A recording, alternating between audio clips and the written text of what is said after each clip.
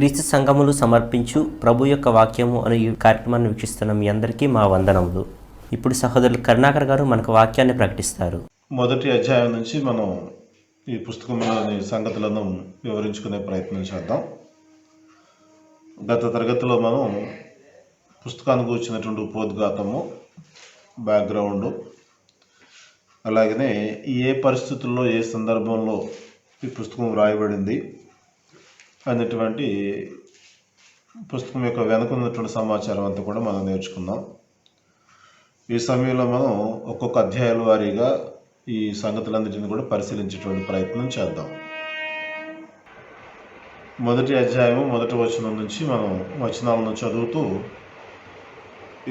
ఈ సంగతులను పరిశీలన చేద్దాం. మనుషుల మూలముగానైనను ఏ మనుషుని వలనైనను కాక యేసుక్రీస్తు వలనను ఆయనను మృతుల్లో నుండి లేపిన తనైన దేవుని వలనను అపోస్తులుడుగా నియమింపబడిన పౌలును నేనును నాతో కూడానున్న సహోదరులందరూ గలతీయులనున్న సంఘములకు శుభమని చెప్పి వ్రాయినది. తండ్రి అయిన దేవుని నుండి మన ప్రభువైన యేసుక్రీస్తు నుండి మీకు కృపయు సమాధానమును కలుగునుగాక. మన తండ్రి అయిన దేవుని చిత్త ప్రకారము క్రీస్తు మనలను ప్రస్తుతపు దుష్టకాలములో నుండి విమోచింపవల్లని మన పాపముల నిమిత్తము తను తాను అప్పగించుకొనెను. దేవునికి యుగయుగములకు మహిమ కలుగునుగాక. ఆమెన్. ప్రతి పుస్తకంలో కూడా పౌలు యొక్క పరిచయం ఈ విధంగానే ఉంటుంది. ఆయన అథారిటీని తెలియజేస్తాడు. అంటే ఎవరి వలన ఆయన నియమించబడ్డాడో, ఎవరు తనను ఏర్పాటు చేసుకున్నారనేటువంటి విషయాలను చాలా స్పష్టంగా తెలియజేస్తాడు. అంటే తన యొక్క అధికారాన్ని చూపించే ప్రయత్నం చేయడు, కానీ నేను ఎవరి వలన నియమించబడి ఈ పని చేస్తూ ఉన్నటువంటి చక్కని క్లారిటీని పౌలు ఇవ్వటం మనం గమనిస్తూ ఉన్నాం. మనుష్యుల మూలముగానైనను ఏ మనుషుని వలనైనను కాక, అంటే పౌలు యొక్క ఏర్పాటు, పౌలు యొక్క పిలుపు అనేటువంటిది, ఆయన పరిచర్య అనేటువంటిది ఏ మనుషుని వలన కలిగినటువంటిది కాదు, మానవ మాత్రలను బట్టి చేసే పని కాదు అనే విషయాన్ని తెలియజేస్తూ, యేసుక్రీస్తు వలనను ఆయనను మృతుల్లో నుండి లేపిన తనైన దేవుని వలనను అపోస్తులుడుగా నియమింపబడిన పౌలను నేను అనే మాట మనం గమనిస్తున్నాం. ఆయన యేసుక్రీస్తు ద్వారా ఏర్పాటు చేయబడ్డాను, యేసుక్రీస్తును మృతుల్లోంచి లేపిన తండ్రైన దేవుని వల్ల నేను అపోస్తులుడుగా నియమింపబడినటువంటి వాడను అనేటువంటి మాట మనం గమనిస్తూ ఉన్నాం. దీనిలో మనం గమనించినట్లయితే అపోస్తులుడు అనేటువంటి మాటకు అర్థం పంపబడిన వాడు అని అర్థం. దానికి మనకి అపో అనగా యుద్ధ నుండి, స్టెలో అనగా పంపబడిన వాడు అని అర్థం. అనగా ఎవరి దగ్గరికైతే పంపబడతా ఉన్నారో పంపిన వాని యొక్క ప్రతినిధిగా ఈ పంపబడినటువంటి వాడు ఉంటాడు. లేక దీనిని మరొక మాటలో రాయబారి అని, లేక అంబాసిడర్ అని సంబోధించడం మనం గమనిస్తూ ఉంటాం. అనగా ఒక వ్యక్తి చేత పంపబడి ఒక పని కొరకు ప్రత్యేకించబడినటువంటి వాడు అని అర్థం.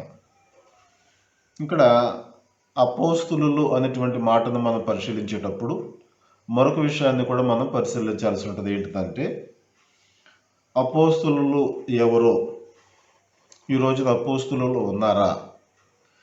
ఎందుకంటే కొరింథీ 2వ పత్రికలు కూడా మనం గమనిస్తే దొంగ అపోస్తులను అని అంటాడు. మరి ఈ రోజున అపోస్తుల గురించి ఆలోచన చేసినట్లయితే అపోస్తులుడు అనేటువంటి మాటకు అర్థం పంపబడిన వాడు అని అర్థం.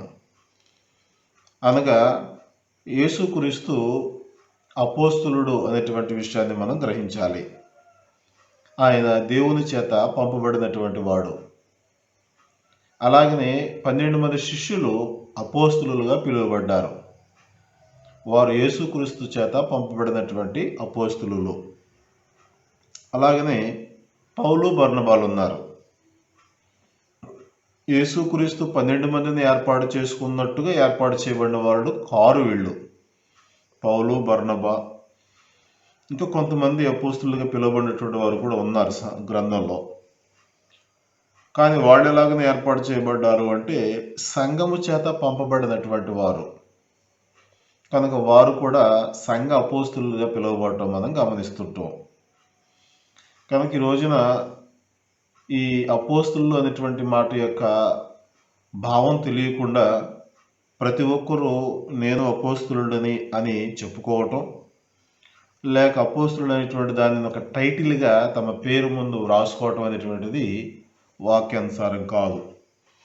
అనగా వాళ్ళు ప్రత్యక్షంగా యేసు ప్రభువు దేవుని యొద్ద నుంచి పంపబడ్డాడు.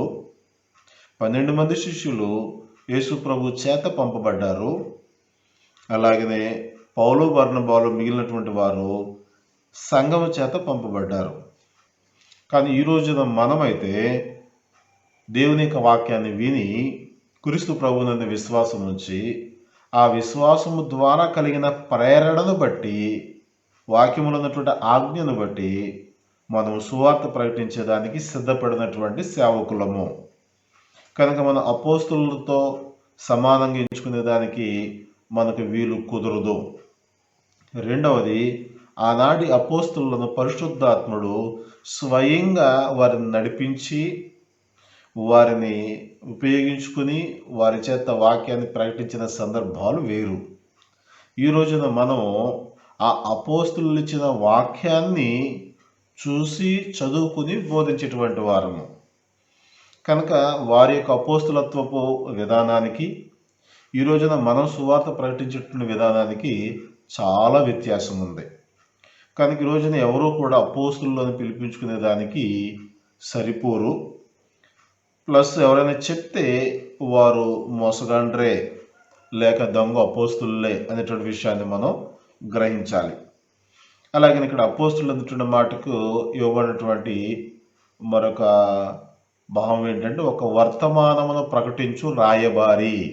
అనగా అతను ఒక సందేశాన్ని తీసుకుని పోయేటువంటి విషయంలో చాలా నమ్మకంగా ఉంటాడు. అట్లు ప్రకటించుటకు యోగ్య పత్రం గలవాడు అని అర్థం. అపోస్తులుగా ఎన్నుకోబడ్డవాడు అంటే అతడు ఒక రాయబారిగా వర్తమానం ప్రకటించేటువంటి వాడిగా దేవుని చేత ఏర్పాటు చేయబడిన వ్యక్తి అనేటువంటిది మనం ఇక్కడ గమనిస్తూ ఉన్నాం. అయితే ఇక్కడ పంపిన వారు అనేటువంటి విషయంలో యేసుక్రీస్తు అలాగే ఆయన మృతుల నుండి లేపిన దేవుడు అని ఒక 2 పాయింట్లు ఇక్కడ యాడ్ చేయడం జరిగింది.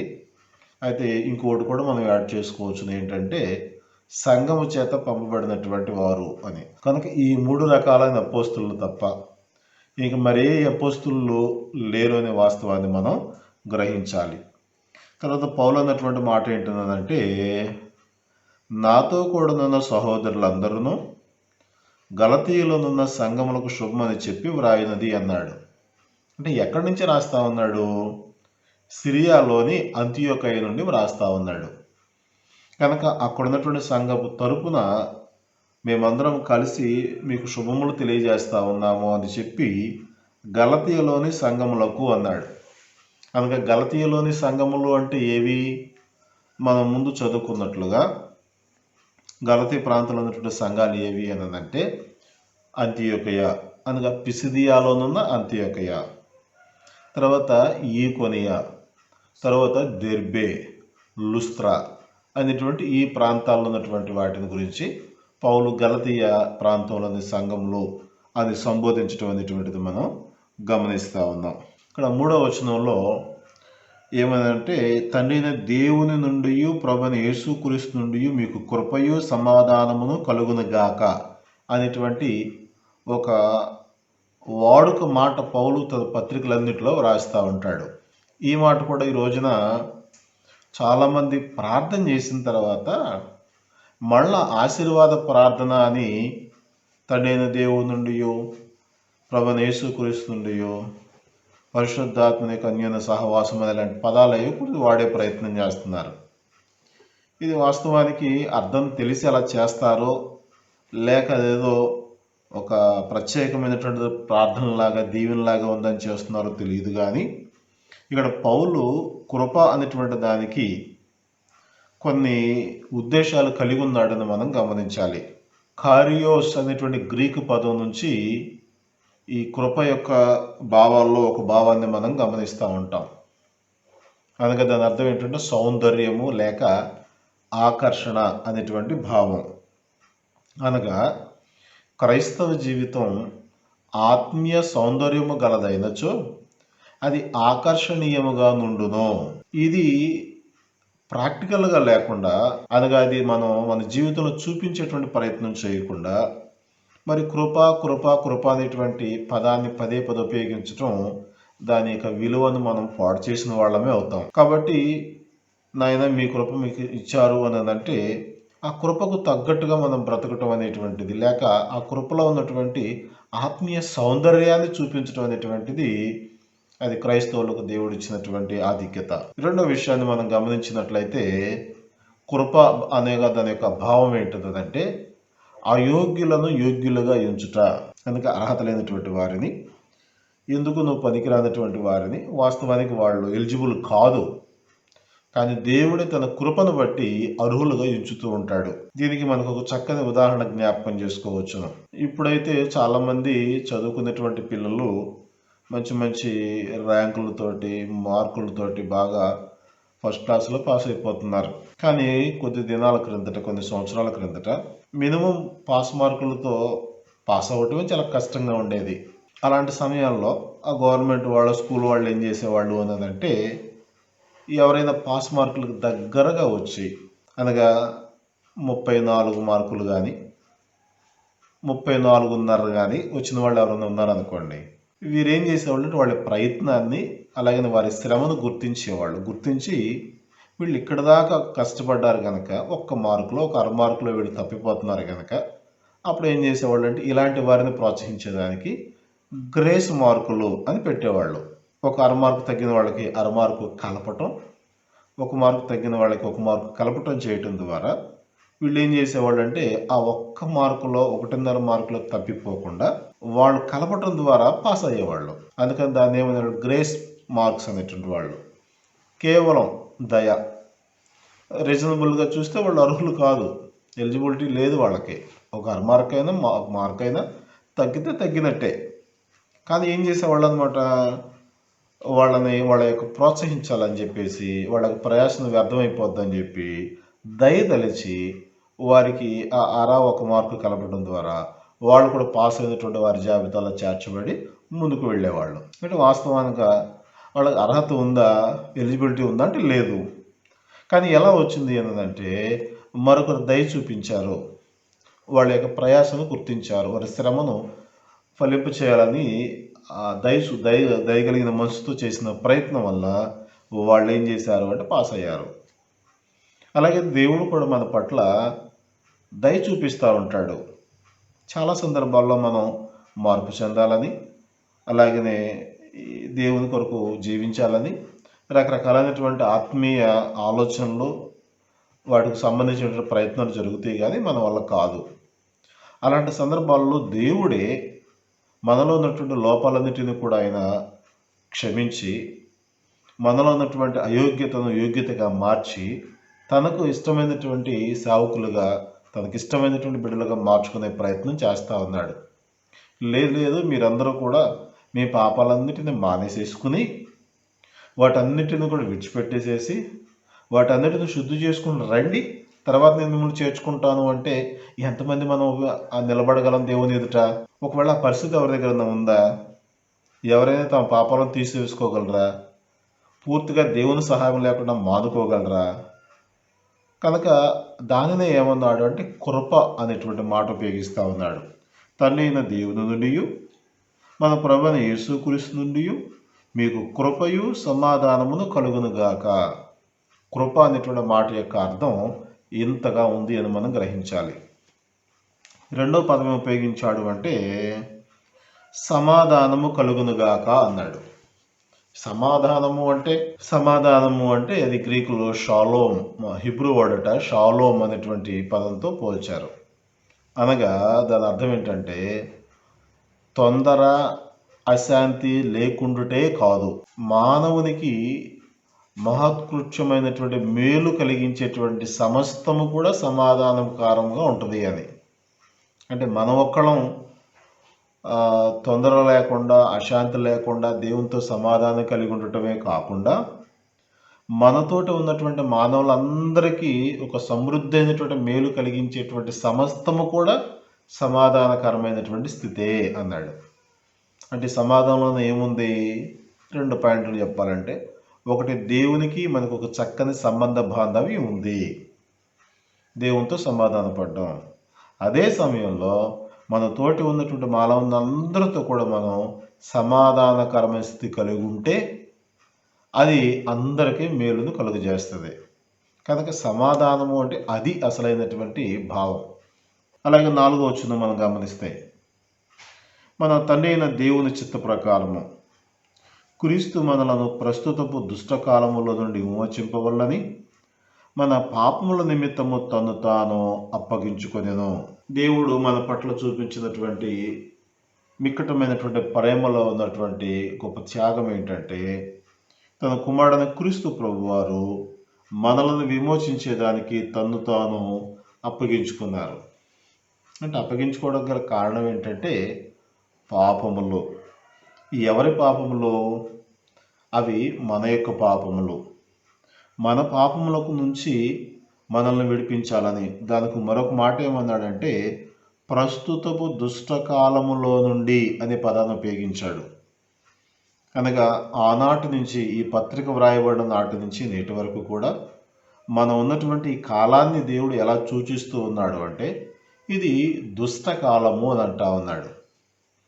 అంటే అంతకు ముందంతా మంచి కాలమేనా అనంటే, మంచి చెడైనటువంటి దాన్ని ఇక్కడ మనం వ్యత్యాసం చేయటం కాదు, కానీ మనం ఉన్నటువంటి పరిస్థితుల్లో, అలాగనే మన యొక్క స్థితిగతుల్లో చాలా భయంకరమైనవిగా, దేవునికి దూరమైనటువంటి స్థితిలో, పాపముల చేత మనిషి శ్రమ పెట్టబడేటువంటి స్థితిలో, దేవునికి దగ్గరగా చేరలేనటువంటి స్థితిలో ఉన్నటువంటి ఈ యొక్క కాలాన్ని దుష్టకాలముగా పోలుస్తూ, దానిలో నుంచి మనం విమోచించాలని మన పాపముల నిమిత్తము మరి యేసుక్రీస్తు వారు తను తాను అప్పగించుకునే మాట మనం గమనిస్తూ ఉన్నాం. అనగా ఇది దేవుని యొక్క సంకల్పం మాత్రమే. ఒకవేళ దేవుడే ఆలోచన చేయకుండా ఉంటే, మానవుల గురించి దేవుడు ఉద్దేశించకుండా ఉంటే, ఒకవేళ మనం ఎంత ప్రయత్నం చేసినా, ఒకవేళ మన పాపం నుంచి విడుదల పొందటానికి ఎన్ని రకాలైన ప్రయత్నాలు మనం చేసినా, దానిలోంచి విడిపించబడటం మన వల్ల కాకపోవను. అలా కాకుండా మనం ఎంతవరకు దాని గురించి ఆలోచన కలిగి ఉన్నామో మనకు తెలియదు, కానీ మనకంటే ముందుగానే దేవుడు మనల్ని పాపం నుంచి విడిపించాలని, ఈ దుష్టపు యుగములో నుంచి మనల్ని రక్షించాలని ఆయన ముందే ప్రణాళిక చేసుకుని ఉన్నారు. కనుక మనల్ని రక్షించేదానికి క్రీస్తు ప్రభువుని మన కొరకు బలిగా అర్పణగా అర్పించినటువంటి విషయాలను మనం గమనిస్తూ ఉన్నాం. కనుక ఈ 4-5 వచనాల వరకు మనం గమనించినప్పుడు, ఒకటి, పౌలు తన యొక్క అపోస్తలత్వాన్ని గురించి ఎవరి చేత నియమించబడ్డాడో తెలియజేశాడు. తర్వాత అక్కడ వారు శుభములు తెలియజేస్తూ ఎక్కడి వారికో వారిని కూడా సంబోధించాడు. అలాగనే ఆయన ఉపయోగించిన ప్రత్యేకమైన పదములు కృప, సమాధానము. అలాగనే ప్రస్తుతపు దుష్టకాలములో నుంచి క్రీస్తు ద్వారా దేవుడు మనల్ని విమోచించాడు అనేటువంటి విషయాన్ని బయలుపరుస్తూ ఉన్నాడు. కనుక అలాంటి దేవునికి యుగయుగములకు మహిమ కలుగునుగాక, ఆమెన్ అనేటువంటి పదాలతో మొదటి పరిచయాన్ని ముగించినట్లు మనం గమనిస్తూ ఉన్నాం. తర్వాత దీనిలో ఉన్నటువంటి 2వ పాయింట్ ఏంటంటే, గలతీయుల విషయమైనటువంటి పౌలు ఆవేదన 6వ వచనం నుంచి 10వ వచనం వరకు మనం గమనిస్తాం. ఈ వచనాల్లో ఉన్నటువంటి సందర్భాలు బోధకులైనటువంటి వారు చాలా సందర్భాల్లో ఉపయోగిస్తూ ఉంటాం. అనగా వేరొక బోధ విన్నప్పుడు, లేక మతశాఖల బోధ విన్నప్పుడు, ఇంకా రకరకాలైన కల్పన కథలు, దర్శనాలు, కళలు ఇలాంటివన్నీ ఈ లోకంలో బోధిస్తూ ఉన్నప్పుడు ఆ బోధను తప్పు అని చెప్పడానికి ఈ వచనాలు మనం తరచుగా ఉపయోగిస్తూ ఉంటాం. ఒకసారి ఈ వచనాలను కూడా మనం చదువుదాం. క్రీస్తు కృపను బట్టి మిమ్మను పిలిచిన వాణిని విడిచి భిన్నమైన సువార్త తట్టుకు మీరింత త్వరగా తిరిగిపోవడం చూడగా నాకు ఆశ్చర్యమగుచున్నది. అది మరి ఒక సువార్త కాదు గాని క్రీస్తు సువార్తను చెరపగోరి మిమ్మను కలవరపరచువారు కొందరున్నారు. మేము మీకు ప్రకటించిన సువార్త గాక మరి ఒక సువార్తను మేమైనను పరలోకము నుండి వచ్చిన ఒక దూతయ్యనను మీకు ప్రకటించిన యెడల అతడు శాపగ్రస్తుడవునుగాక. మేము ఇదివరకు చెప్పిన ప్రకారం ఇప్పుడును మరలా చెప్పుచున్నాము. మీరు అంగీకరించిన సువార్త గాక మరి ఒకటి ఎవడైనను మీకు ప్రకటించిన యెడల వాడు శాపగ్రస్తుడవునుగాక. ఇప్పుడు నేను మనుషుల దయను సంపాదించుకొన జూచుచున్నానా, దేవుని దయను సంపాదించుకొన జూచుచున్నానా? నేను మనుషులను సంతోషపెట్టు కోరుచున్నానా? నేను ఇప్పటికీ మనుషులను సంతోషపెట్టువాడనైతే క్రీస్తు దాసుడను కాకయే పోవదును. ఈ 5 వచనాలలో పౌలుకి ఎంత వేదన బాధ కలిగిందో తెలియజేశారు. ఏంటి అని అంటే వాళ్ళు భిన్నమైన సువార్త తట్టుకు తిరిగిపోవుట అనేటువంటిది ఆశ్చర్యం కలిగించింది ఆయనకు కూడా. ఇంతకీ మరి వాళ్ళు తిరిగిపోయినటువంటి పరిస్థితులు మనం గమనించినట్లయితే చాలా తక్కువ టైము. అనగా పౌలు మొదటి సువార్త ప్రయాణాన్ని అపోస్తుల కార్యములు 13-14 అధ్యాయంలో చూస్తాం. ఇంచుమించు ఆయన 1.5-2 సంవత్సరాల లోపు మొదటి సువార్త ప్రయాణాన్ని ముగించారు. ముగించిన తర్వాత వెంటనే ఎక్కడైతే బయలుదేరారో మరలా ఆ స్థానిక సంఘమైనటువంటి అంతియోకయకు వచ్చి అక్కడ కొంతకాలం ఉన్నారు. అక్కడ ఉంటూ ఉండగానే ఆ కొద్ది రోజుల్లోనే ఈ భిన్నమైనటువంటి బోధ బయలుదేరిందటండి. ఒకసారి మనం ఆ విషయాలను విపులంగా పరిశీలించే ప్రయత్నం చేస్తే అపోస్తలుల కార్యములు 14వ అధ్యాయం, అపోస్తలుల కార్యములు 14వ అధ్యాయము 24వ వచనం నుంచి మనం చదువుదాం. తరువాత పిసిదియా దేశమంతటా సంచరించి పంఫూలియకు వచ్చిరి. మరియు పెర్గేలో వాక్యము బోధించి అత్తాలికు దిగి వెళ్ళితిమి. అక్కడ నుండి ఓడ ఎక్కి తాము నెరవేర్చిన పని నిమిత్తము దేవుని కృపకు అప్పగింపబడిన వారై మొదట బయలుదేరిన అంతియోకయకు తిరిగి వచ్చిరి. వారి యొక్క మొదటి సువార్త ప్రయాణం అంతటిని ముగించుకుని ఎక్కడైతే బయలుదేరి సువార్త మొదలుపెట్టారో ఆ అంతియోకయకు తిరిగి వచ్చారు. 27వ వచనం. వారు వచ్చి సంఘమును సమకూర్చి దేవుడు తమకు తోడయుండి చేసిన కార్యములన్నీ అన్యజనులు విశ్వసించుటకు ఆయన ద్వారము తెరిచిన సంగతి వివరించిరి. పిమ్మట వారు శిష్యుల యొద్ద బహుకాలము గడిపిరి. అంటే మొదటి సువార్త ప్రయాణం ముగించిన తర్వాత సంఘాన్ని సమకూర్చి దేవుడు వారి ద్వారా ఏమేమి సంగతులు జరిగించాడో, అన్యజనులు సైతం మార్పు చెందేదానికి దేవుడు ఎలాంటి ద్వారం తెరిచాడో ఆ సంగతులన్నింటినీ కూడా సంఘానికి వివరించినప్పుడు మరెంతో ప్రయాసపడి, ఒక రకంగా చెప్పాలంటే వీరి యొక్క ప్రయాణానికి సంబంధించినటువంటి భారభరితమైనటువంటి ఖర్చు అంతా కూడా ఆ సంఘమే భరించి పంపించింది. కనుక వాళ్ళంతా శ్రమతో కూడినటువంటి ధనాన్ని సమకూర్చి పంపించినటువంటి ఆ పరిస్థితుల్లో ఎప్పుడైతే వీళ్ళు తమ ద్వారా జరిగిన దేవుని పరిచర్యను గురించి వివరించారో ఆ సంఘానికి చాలా సంతోషం కలిగింది. గమనించండి, ఒకవేళ ప్రత్యక్షమైనటువంటి పరిచర్య చేయలేకపోవచ్చును కానీ చేసేటువంటి వారికి సహకరించడం కూడా ఒక పరిచర్యలో పాలుభాగస్తులు కావటమే. అలాంటి గొప్ప ఆధిక్యత సిరియాలో ఉన్నటువంటి అంత్యోకయ సాధించిందని మనం చెప్పవచ్చును. ఆ తర్వాత పిమ్మట శిష్యులు బహుకాలము గడిపిరి అనే విషయం గమనిస్తున్నాం. అంటే ఎంతకాలము అంటే మహా అయితే సుమారుగా ఒక సంవత్సరం లోపే ఇలాగన వాళ్ళు ఉంటుండగా, అంటే ఎందుకు ఈ మాట మనం చెప్పగలుగుతున్నామంటే పౌలు ఈయన 46-47 సంవత్సరాలలో మొదటి సువార్త ప్రయాణాన్ని చేశాడు. ఈ పత్రిక వ్రాసే సమయం వచ్చేటప్పటికి 49వ సంవత్సరం మనం చదువుకుందంటే ఒక సంవత్సరం అటు ఇటుకు సుమారుగా పెట్టుకుందాం. అంటే ఇంచుమించు ఈ సంవత్సరం లోపే ఏమైంది అన్నదంటే ఇక్కడ 15వ అధ్యాయం మొదటి వచనం నుంచి మనం గమనించినప్పుడు అపోస్తల కార్యాల్లో కొందరు యోదయ నుండి వచ్చి, మీరు మోషే నియమించిన ఆచారము చొప్పున సున్నతి పొందితేనే గాని రక్షణ పొందలేరని సహోదరులకు బోధించిరి. ఎక్కడికి వచ్చారు? ఎవరు వచ్చారు అంటే యోదయ ప్రాంతం నుంచి కొంతమంది సహోదరులు అనగా రక్షణ పొందినటువంటి వాళ్ళే వచ్చారు. వచ్చి అంత్యోక్యలో ఉన్నటువంటి సంఘ సహోదరులకు ఏమని బోధిస్తూ ఉన్నారు? మోషే నియమించిన ఆచారం చొప్పున సున్నతి పొందితేనే గాని రక్షణ పొందలేరని సహోదరులకు బోధించింది. పౌలుకును బర్నబాకును వారితో విశేష వివాదము తర్కము కలిగినప్పుడు ఈ అంశము విషయమై పౌలును బర్నబాయు తమలో మరి కొందరును యెరూషలేమునకు అపోస్తుల యొద్దకు పెద్దల యొద్దకును వెళ్ళవలని సహోదరులు నిశ్చయించిరి. కనుక ఈ యొక్క విషయమై వాళ్ళు ఏం చేశారు అనంటే వాళ్ళు తర్జన భర్జన పడే ప్రయత్నం చేయలేదు. ఇక్కడ ఇంకొక విషయాన్ని జ్ఞాపకం చేయాలనుకుంటున్నాను. నేటి దినాల్లో బోధకుల మధ్యన డిబేట్లు అనేటువంటి కార్యక్రమాలు ఎక్కువగా జరుగుతూ ఉన్నాయి. దయచేసి వాటిని ఎవరు కూడా ప్రోత్సహించకండి. డిబేట్లు అనేటువంటివి వాక్యం మధ్యలో ఉంచుకొని చేస్తే మంచిదే. అనగా ఆదిమ సంఘము అలాగనే అంత్యోకయ సంఘము వాక్య విషయంలో ఎలాగైనా వాళ్ళు తర్జన భర్జన చేశారో అలా చేస్తే మంచిదే. కానీ ఈ రోజున ఈ డిబేట్లు అనేవి పెట్టి ఏం చేస్తూ ఉన్నారంటే ఎవరి వాదనలను వాళ్ళు హైలైట్ చేసుకునే ప్రయత్నం చేస్తున్నారు. నేను చెప్పేది రైట్ అని ఎవరికి వాళ్ళే చూపించుకునే ప్రయత్నం చేస్తున్నారు.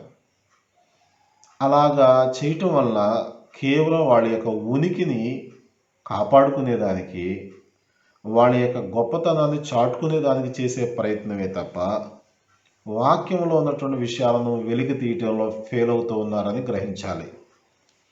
ఏదైనా ఇద్దరు వ్యక్తులు లేకపోతే రెండు పక్షాల వాళ్ళు ఏదైనా ఒక విషయాన్ని గురించిన వాదనకు కూర్చుంటే దానిని గ్రంథము ద్వారా వాళ్ళు నిర్ధారణ చేసుకుని అంటే నిజాన్ని తేల్చి ఇదిగో ఇంతకుముందు మాట్లాడిన ఈ విషయం తప్పు, ఈ వాక్యాన్ని బట్టి ఈ సంగతి రైట్ అనేటువంటిది తేల్చాలి. అలాగను తేల్చకుండా ఎంత తెలివిగా మాట్లాడుతున్నారంటే ఈ రోజున ఉన్న సంగతులు మేము బోధించాం, ఏది రైట్ రాంగ్ అనేటువంటిది విన్న శ్రోతలు తేల్చుకోవాలి అని చెప్పి వాళ్ళు చేతులు దులుపుకుంటున్నారండి. ఇంకా వాళ్ళు తేల్చుకునే లెక్క అయితే మీరు బోధించాల్సిన అవసరం ఏముంది?